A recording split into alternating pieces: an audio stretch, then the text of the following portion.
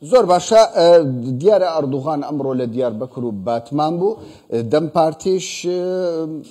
تۆڵای حاتم ئۆغڵو لە چەولی وتاری هەبوو کە ناوچەکانی کورد بڵێن باکووری کوردستان شار و باژێڕەکانی لە ماوەی چەند ساڵی ڕابردوو دەکە قەیومدانراوە لە زۆربەی شوێنەکان خزمەتگوزاری پێشکەش نەکراوە داوای لە کورد کرد لە کوردانی ئەو باژێڕە کرد بە شێوەیەکی گشتی لە باکووری کوردستان دەنگ بە دەم پارتی بدەن بۆ ئەوی زیاتر خزمەتیان بکە پێی وا بوو کە خزمەتکردنی شارەکان لە ڕێی دەم پارتیەوە دەبێ سەبارەت بە ئەستەمبوڵ ئەکرەم ئیمام ئۆغڵو ئەمڕۆ لە شارەوانی لە بینایەکەی خۆی لەوێ دانیشتبوو باسی لەوە کردووە لەگەڵ ئەو کەسانی کە لەگەڵی بوونە دەڵێ ئەگەر ئاک پارتی سەرکەوێ یعنی یەک ڕەنگ یەک کەس بە شێوەیەکی گشتی یەک حکومڕانی دەکرێت بەڵام ئەگەر ئێمە سەرکەوین وەکو جاپا و باسی لەوە دەکات پێکاتەکانیش دەتوانن بەشدار بن بە شێوەیەکی ناڕاستەوخۆ ئاماژە بە کوردیش دەدات مراد کوڕوم لە ئۆفیسی خۆی دەڵێ ئەگەر بێت و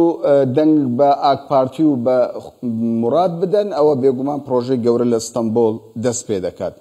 دەچمە لای میوانەکەم پرۆفسۆر دکتۆر مەسعود یاگن ڕۆژنامەوانە لە نزیکەوە چاودێری بارودۆخی سیاسی تورکیا دەکات بەخێر بیت بۆ ستۆدیۆی کوردستان 24 لە ئەستەمبۆڵ دەمێ بزانم یعنی زۆر باسی هەڵبژاردن دەکرێ گرنگی ئەو هەڵبژاردنە چییە بەجددی گرنگە بۆ تورکیا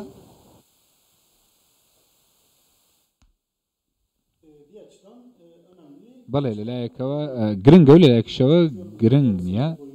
گرنگە چونکە ئەردۆغان لە هەڵبژاردنەکان ڕەنگە بباتەوە هەروەها دەسەڵاتەکەش وەک خۆی بەردەوام ببێ دەسەڵات ناگۆڕدرێ ئەردۆغان وەک هاوپەیمانەکەی کە هەیەی و وەکەوەی کە پلانێتی بەردەوام دەوێ بەڵام لایەنی دیکەشی هەیە دەزانن کە 2023 ئۆپۆزیسیۆن هاتنە پێشەوە ویستیان کە سەرۆکایەتی کۆمار بەدەست بێنن ئەمە هیچ چاوەڕوان کراو نەبوو و لەگەڵ ئەمەشدا ئەمەی کە ئەم هەڵبژاردنەی کە دەکرێت نەتیجەکەی چییە ئەوەیە کە ئۆپۆزیسیۆن چەند بەدەست دێنێ بەڵام پارچە پارچەیە و هەروەها خۆیان کۆ کردوتەوە یاخود نا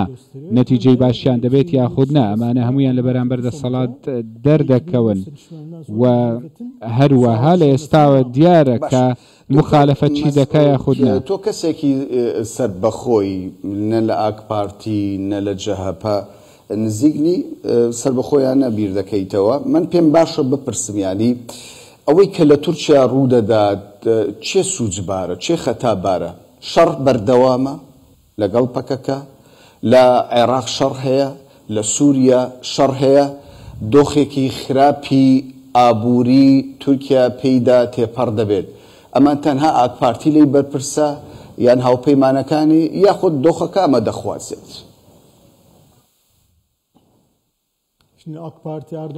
ئێستا ئاک پارتی وەردۆغان زیاتر لە 20 ساڵەکە دەسەڵاتە تورکیا دەکەن و هەروەها ڕێکیان ئەمێ بۆ کێشەی گەورەکان ئەمانن ئەردۆغان و هەروەها حیزبەکەی کێشەکانی زۆربەی بابەتەکان لەلای ئەوانن لەلایەکی دیکەشەوە کێشەی کورد کە تۆتە نێو ئەو دۆخەی کە ئێستا هەیە ئاک پارتی هەیە و هەروەها پەکەکەش هەیە و هەروەها دەم پارتی پێشووتر هەدەپە ئەمانیش بەرپرسن لەم ڕەوشە دەیانتوانی بە شێوەیەکی دیکە ئیدارە بکەن و هەروەها دوای ئەوەی کە دەسەڵات لە پرۆسە یاشتی کشایەوە پەکەکە هەدەپەی ئەو کاتە دەیان توانی کاریگەری دانێن و نەکشێنەوە بەڵام گەورەترین بەرپرسیارەتی لەسەر ئەردۆغان و دەوڵەتە بەڵام لە عێراق و لە سووریا وا نابیندرێت کە دەسەڵات ڕازیە کە کوردەکان بە ئاشتی و خۆشی بژین هەموو زۆربەی هەر زۆری چاودێرانی سیاسی و تەنانەت ئەوانەی کە دەستەڵاتداریشن لە حکوومەت پێشەوەی بگەن بە دەستەڵاتدرن باشترین چارەسەر باشبوونی دۆخی تورکیا ئەوەیە کە کێشەی کورد چارەسەر بکات بۆچی ئەنی کێشەی کورد چارەسەر ناکرێت ئەوەندە زەحمەتە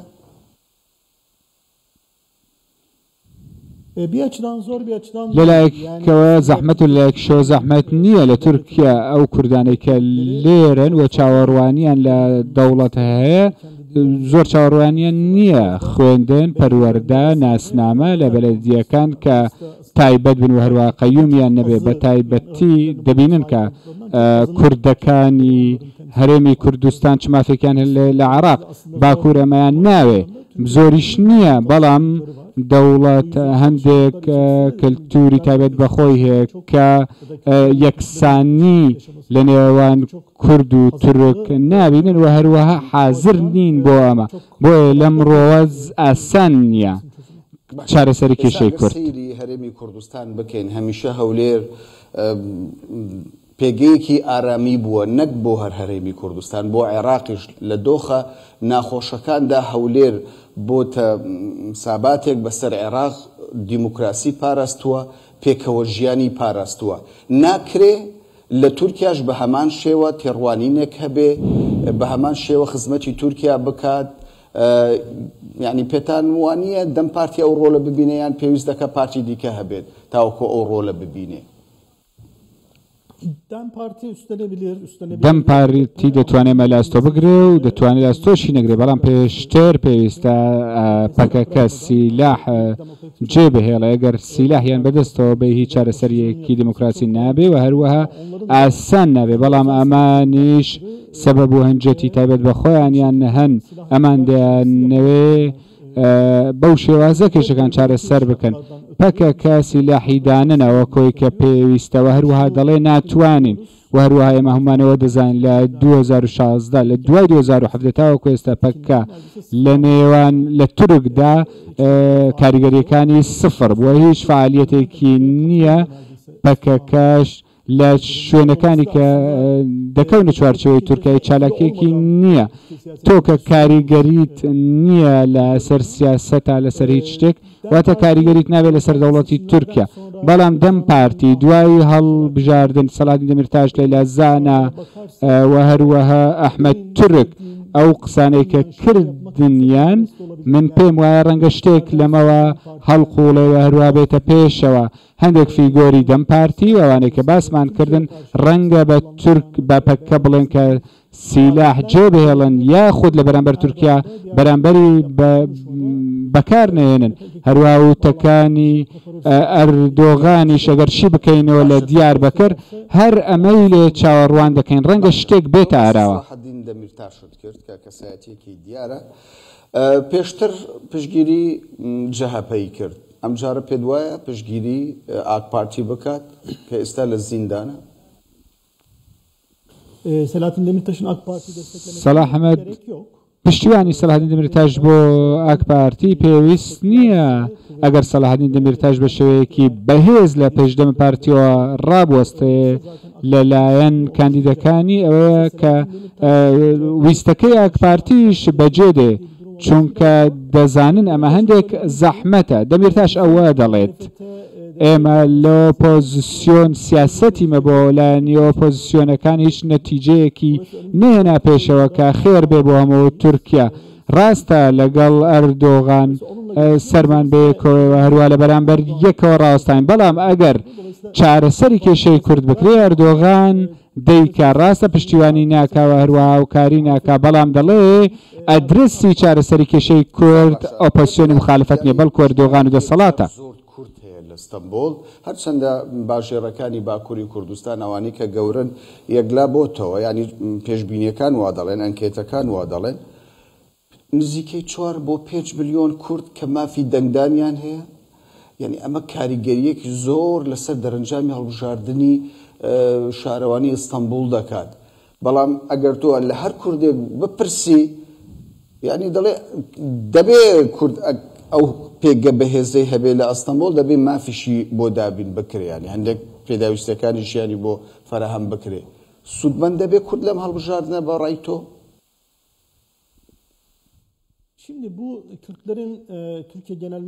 ئێستا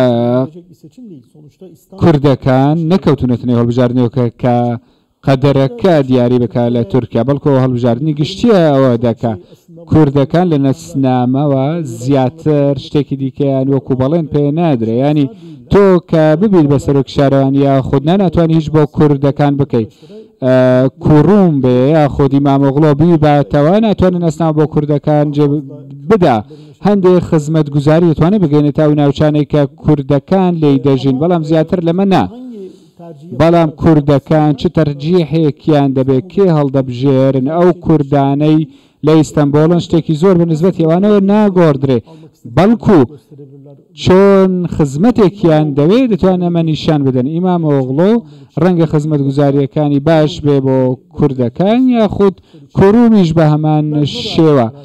کوردەکان بڕیاری ئەوە دەدەن بەڵام ئەردۆغان ویستی ئەمە بڵێت ئەگەر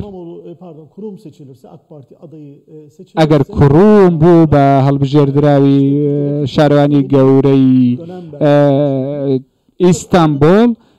هەنگاوێک دەچینە پێشەوە هەروەها کاتێکی دیکە دەست پێ دەکات لە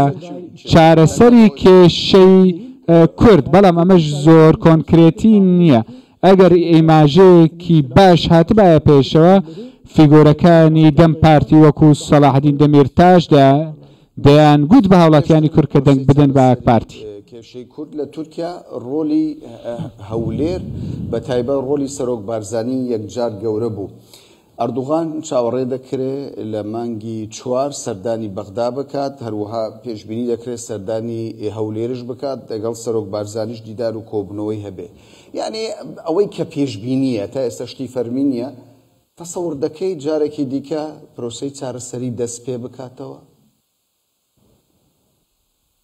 eski tarz bir çözüm süreci başlama ihtimalinin zayıf olduğunu herkes احتیمالی پرۆسەیەکی ئاشتی لاوازە بەڵام ئەگەر لە عێراق باسی لەوە بکەین پەکەکە سیلاح بەجێ بهێڵە یاخود لە بەرامبەر تورکیا پرۆسی سەربازی ڕاوەستێنێ ڕەنگە پرۆسەیەکی ئاشتی جارێکی دیکە دەست پێ بکاتەوە بەڵام ئێستا ئەوها نابیندرێت یاخود ئۆجەلان ئەگەر ئیزنی پێ بدرێ و هەروە مەرجەکان لەبار بن و ئەمیش داوا لە پەکە بکە کە مەرجەکان جێبەجێ بکە دەمیرتاش ئەحمەد تورک زانا بە پەکە بڵێن یان چەک بەجێ بێڵە یاخود دەچینە ڕێگەیەکی دیکەوە لەگەڵمان بن